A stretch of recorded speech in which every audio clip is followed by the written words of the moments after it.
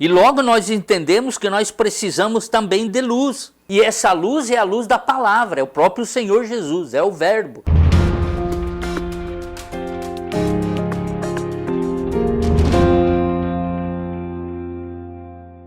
Livro de Lucas, Dr. Lucas, capítulo 15, versículo de 8 a 10. A palavra diz assim: O qual é a mulher que, tendo 10 moedas, se perder uma, não acenda a candeia, varre a casa e a busca com persistência até achá-la?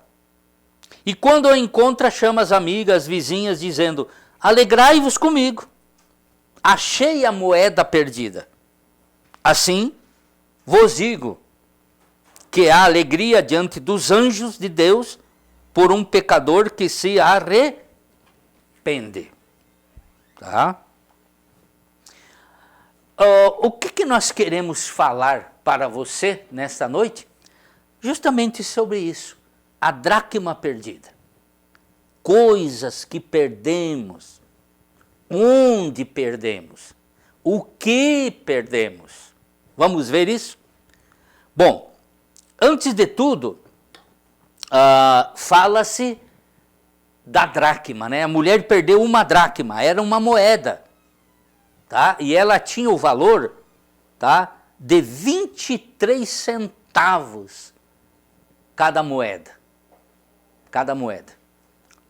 E quando nós falamos de valores de moeda, tá? Ela valia 1 denário romano. E ela era dada, né, por um dia de trabalho, lá naquele período, um dia de trabalho. E a mulher procurou, porque ela fazia parte de uma diadema, de uma tiara, né, para prender o cabelo. E ter a sua tiara completa representava o quê? Fidelidade ao seu esposo. Fidelidade ao seu marido. Valorização daquilo que o seu marido lhe havia dado. Essa dracma, ela completava aquilo que o marido havia dado para ela, trabalhado, suado, comprado, né? E dado para ela. Quem sabe lá fosse umas 8, 10, 12 ou 15, né, dracmas, que ele tinha que trabalhar lá 8, 10 dias, uma semana. Então ela possuía um valor sentimental. Por quê, meus irmãos? Porque lá naquela região, né, lá de Israel, os países árabes também, né, as joias eram dadas como símbolo de quê? De amor, gratidão e posição, valorização. Quanto mais joias, etc., né, mais o marido estaria o quê? Valorizando a sua esposa, demonstrando amor, cuidado, admiração, valoração da mulher, beleza, e também era o quê? Realização na vida da esposa, daquilo que o marido dava. E quando o marido a cobria de joia, ele estava demonstrando para os outros, ó, eu amo essa mulher. Eu amo essa mulher. A ponto de que o amor que eu tenho por ela é tão grande que eu cubro ela de joias, tá? Aí nós temos lá em Provérbio 31, 10, que diz assim: mulher virtuosa, quem a achará? O seu valor excede o de finas joias. Olha só o que ele está falando. Tá? Olha o que ele fala no Provérbios, né? Que o valor dela excedia, e além das finas joias. Mas, no caso aqui da parábola da mulher, ela tinha que ter a sua tiara, a sua diadema, o seu prendedor de cabelo, né? Completo. Completo. E o que nós entendemos sobre isso? Que o valor da igreja, tá? Ele está além das coisas materiais. claro que uma igreja paga água, paga luz, né? Paga homens de Deus que trabalham, se dedicam, cuidam da igreja, etc. Tá? Mas a igreja, ela tem valores espirituais, né? Além de moedas, do templo. O templo é para abrigar o povo. Agora, aqui demonstra o quanto essa mulher, o quanto que valia essa insignificante moedinha de 23 centavos. Tá? Isso fala de o quê? Fidelidade. Valorização das pequenas coisas na nossa vida espiritual e nos relacionamentos. Aonde que a mulher havia perdido a dracma? Dentro de casa. Dentro de casa. Tá? E o que isso representa? Valores.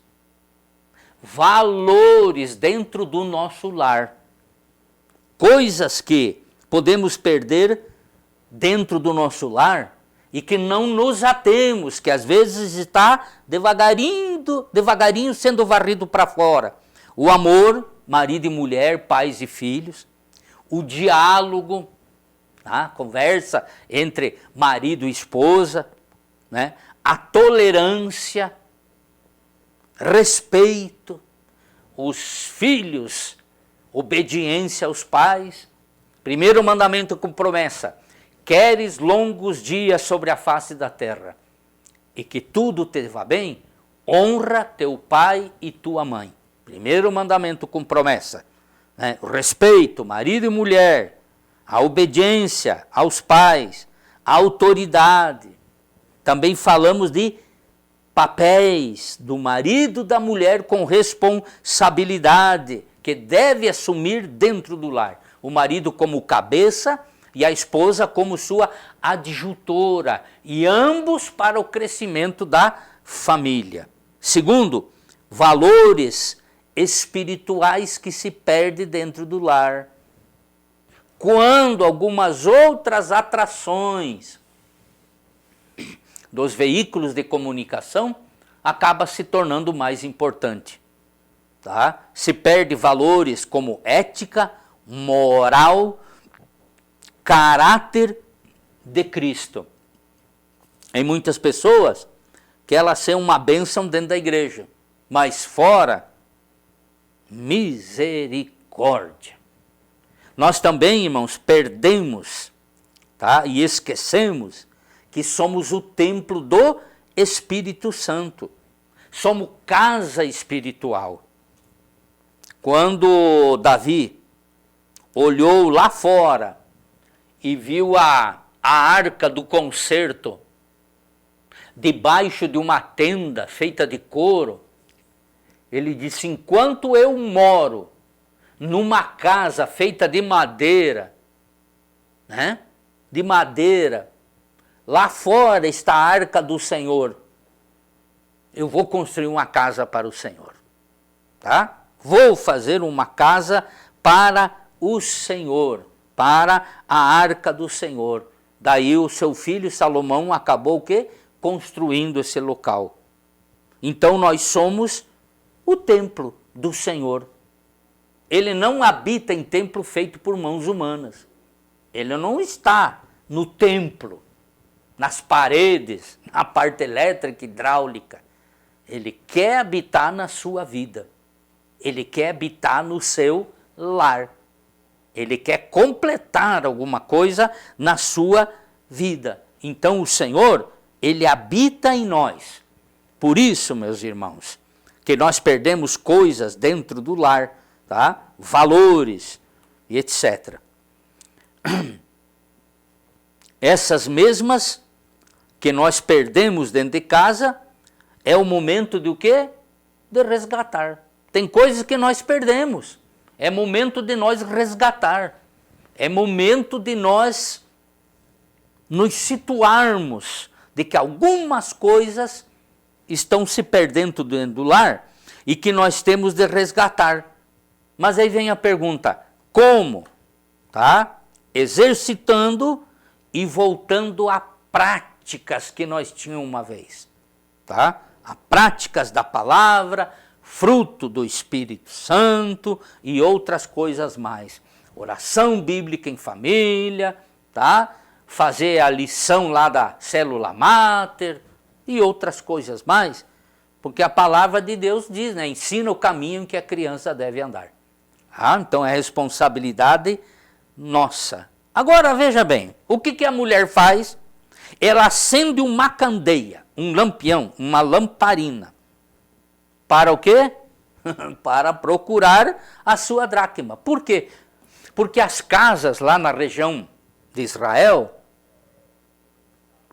não tinha luz elétrica, só tinha uma porta, as casas não tinham janelas, e ela teve que acender uma lamparina, tá? Então, ela precisou do quê? De luz. Porque para procurar no escuro é o quê? Difícil.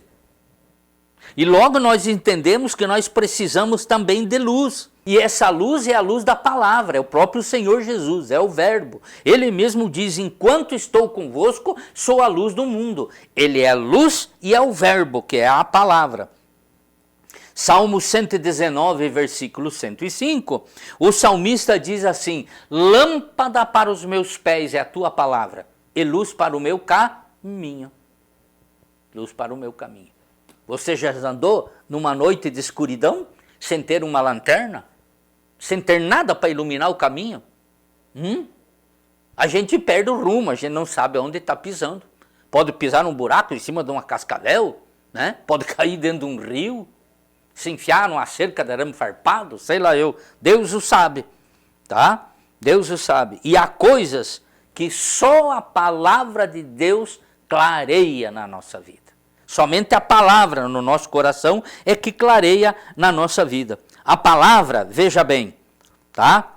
Ela nos ensina, direciona, ilumina, alimenta, fortalece e desperta. Logo, nós não estamos nas trevas. Nós somos o quê? Filhos da luz. Nós somos filhos da luz. Porque Jesus é a luz do mundo, tá? Nós somos filhos da luz. Os nossos lares precisam da palavra de Deus. Mas tem coisas que nós temos que procurar dentro do nosso lar, que já deixamos de praticar, tá? Já foi abandonado. Colossenses capítulo 3, versículo 16 diz assim, habita em vós ricamente a palavra de Cristo, tá? Instruindo-vos e aconselhando-vos mutuamente em toda a sabedoria, louvando a Deus, com salmos, hinos e cânticos espirituais, com gratidão em quê? Em vosso coração. Amém? Então nós precisamos o quê? Acender a candeia, acender a palavra, voltar a ter luz, tá? Sobre a nossa vida, a luz da palavra de Deus. E daí a palavra nos diz o quê? Que ela varre a sua casa. Que ela varre. Tá com a lanterna na mão lá, a lamparina, diria, né? Quando eu era criança, um tiareto, né? Feito com a tampinha, um pedaço de tecido dobrado, né? Assim, e banha. E daí punha fogo e aquilo iluminava, né? Iluminava. E daí, depois de iluminar, o que ela faz? Ela varre a casa. Pega uma vassourinha e começa a varrer a casa. Tá? Para ver se não está embaixo de um móvel, se não caiu embaixo da mesa. Pode até ter caído na mesa, mas de repente saiu rolando, foi lá para um canto. Como as casas não eram muito grandes, quem sabe de 3x5, tipo meia aba, né? Entende? Daí ela sai varrendo, porque o intuito o que é? Limpar, procurar no chão. No chão o quê? Limpo. E quando o local está limpo, é mais fácil de o quê? De procurar. Ainda mais a moedinha, que era moedinha pequenininha, tipo uma moedinha de 5 centavos. Se pega uns caras que nem eu e o Miller, assim, né? Já meio fraco do olho, né, Miller? Eita, meu irmão, aí que tem que varrer, limpar mesmo, já ir procurando, né? Tateando, no escuro não dá, então acende a lanterna, né? A lâmpada, a lamparina, e vai lá procurando nos cantinhos para achar, tá? Tirar toda a sujeira, limpar significa tirar a bélida dos olhos, tirar a trava dos olhos, toda a imundícia e toda a tranqueira e todo o empecilho. Isso tem a ver muito com a nossa vida espiritual. De repente tem algo que nós perdemos, mas que primeiro nós precisamos limpar a nossa mente, os nossos olhos, o nosso ouvido, o nosso coração, para que Deus fale, para que Deus se manifeste, para que Deus gere algo novo, né, na nossa vida. Quais são os empecilhos que precisa ser limpo e purificados, né, em nossa vida, em nosso lar? Isaías 1,16 diz assim, ó: lavai-vos e purificai-vos, tirai a maldade dos vossos atos de diante dos meus olhos, cessai de fazer o mal. Deus falando com Israel. E eu não sei se não sobra, né, uma lambada para nós também. Em Ezequiel 33, versículo 8 diz: purificá-los-ei de toda a vossa iniquidade, com que pecaram diante de mim, e perdoarei as vossas iniquidades com que pecaram e transgrediram diante de mim. Então o Senhor, a partir do momento que nós confessar, tá? E que nós permitir que o Senhor nos limpe, nos purifique, coisas novas vão acontecer. E daí o que ela faz? Depois dessa limpeza, ela busca diligentemente. O que é diligentemente? Ela faz uma diligência, um exame. Espaço por espaço da sua casa, dá uma geral. Nem 1 milímetro da sua casa, tá? Escapa. Ela esmera, ela se dedica debaixo de uma missão. E qual é a missão e qual é a ordem? Procurar minuciosamente, com persistência. Você sabe, tem momento que tem coisas que acontecem na nossa vida e que nós ficamos depois pedindo, ficamos perguntando para nós mesmos: meu Deus, mas eu não estou entendendo por que eu estou agindo assim, porque eu estou fazendo assim, essa minha reação, né? Esse modo de eu falar, de eu me expressar. Tá? É uma busca que tem que ser aplicada a nós, tá? Como se fosse um exame introspectivo. Como estou diante de Deus? Fazer um exame, tá? Conheço Deus, mas Ele me conhece? O que está faltando na minha vida? Tá? Essa minha busca em minha vida deve ser a partir da oração, de um diálogo com Deus, procurar uma comunhão com Deus, um orar, um chorar, um clamar pela família, pelos amigos, pelos meus irmãos, tá? Pelo ministério, e o modo como nós estamos o quê? Servindo a Deus. Um exame. Até onde, Senhor, eu te agrado? Porque ela procurou diligentemente. Varreu, limpou e começou a procurar. Até o quê? Até que pudesse achá-la. E até achá-la significa desprender um tempo. Tirar um tempo para fazer isso. Para varrer a casa, para examinar a casa, até achá-la. Isso significa, enquanto eu não achar essa dracma perdida, eu não vou parar de procurar. Eu vou procurar até que eu a encontre, porque ela é de suma importância. Ela representa o amor, o carinho, a dedicação, suor, trabalho do marido. Essa dracma, meu irmão, pode significar, sabe o quê? O preço do sangue que Jesus pagou pela sua vida, pela vida da sua família e pela vida do seu lar. Por isso que você tem que tirar tempo, tá? Até achá-la. E esse até significa, é um tempo indeterminado. O fim da procura vai se dar quando você achar o objeto da sua procura. Comunhão, intimidade, tá? Ter contato com o sobrenatural de Deus, Espírito Santo falar contigo, a palavra passar a ter significado espiritual, alimento para você, tá? Uma nova vida, você ler a palavra e ficar com a palavra no seu coração, tá? Há uma consciência de que perdeu algo e que precisa procurar e deve achar. A mulher tinha essa consciência, tá? A mulher tinha essa consciência que perdeu a moeda, tá? Até achá-la. Essa moeda perdida também pode ser o quê? Uma ovelha perdida, alguém que se distanciou. Está longe lá do aprisco, lá do teu PG. Vá atrás dela, ligue para ela, entre em contato com ela. Faça o trabalho de um pastor, pastoreie, tá? Coloque remédio na ferida, na machucadura.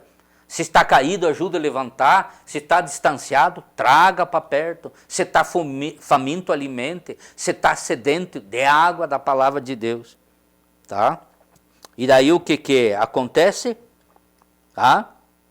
Quando ela acha, tá? Ela convida as suas amigas, e ela faz o quê? Ela se alegra muito quando ela achou aquela moeda, completou. Na realidade, amados, parece que sempre tem alguma coisinha faltando na nossa vida o que nós perdemos. É mais salutar nós dar uma meia volta e procurar nos cantos da casa, da nossa vida, do nosso coração, o que é que está faltando. Aonde que nós perdemos aquela moeda, tá? Que veio completar alguma coisa, algum dom, alguma bênção, algum isso, aquilo que o Senhor deu para nós, na nossa vida espiritual. Está faltando? Está na hora de procurar. Acenda a candeia, varra a casa e se dedique até você achar, até você encontrar. Mas eu nem sei o que eu perdi, eu só sei que eu estou distanciado, eu sei que eu estou longe.